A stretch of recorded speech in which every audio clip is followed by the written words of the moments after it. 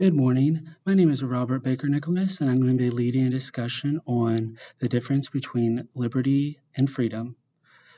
I researched two different articles dealing with liberty and freedom. The first article is Freedom Dealing with Aristotle. The article's title is Aristotle's Conception of Freedom. It was written by historian Moria M. Walsh. On pages 503 to 504, she is quoted as saying, "Rationality in the system of Aristotle is not merely the instrumental, deliberative capacity of discovering means to the end, but also is the capacity to apprehend ends, including both intermediate ends and the final end of human happiness, where the ends of question are demanded by one's own essential nature and accidental circumstances.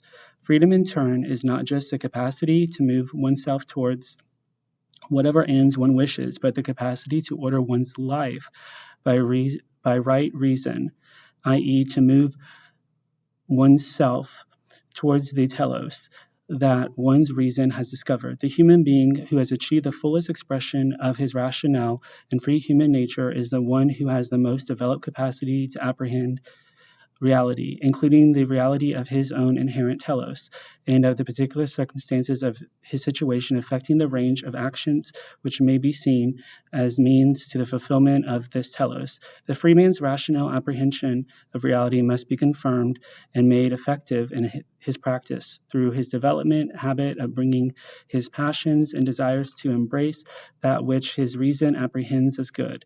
His freedom is thus not democratic freedom of doing whatever he likes, but rather of living his life in accordance with the accurate apprehension of the highest good, or rather in some way from this apprehension.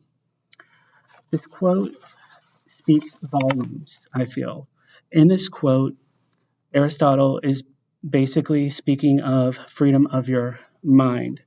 In this example, I would like to give you an example of being a master of your destiny or a slave to your destiny in your mind. So you need to decide in your mind which you would like, according to Aristotle. Freedom is decided in your mind for the betterment of society. So you give up your freedoms in order to have a better society. Our next topic is liberty. This is found in Cicero's article that we read. The article is titled Cicero, Roman Republicanism and the Contested Meaning of Libertas by historian Geoff Kennedy. The quote that I most found interesting when dealing with this is found on page 492. In this quote, it says, as Cicero's closing remarks makes clear, to enjoy de facto freedom of action is not necessarily to enjoy liberty. If your freedom is held at the discretion of anyone else, such that you continue to be subject to their will, then you remain a slave.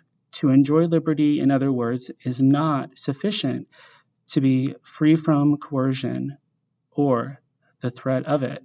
It is necessary to be free from the possibility of being threatened or coerced, emphasis and original.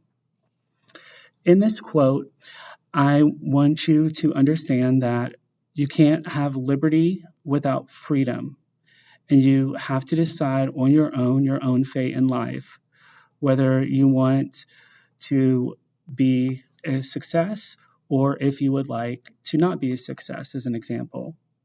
In order to have liberty, you have freedom and vice versa. You cannot pick and choose which one you have.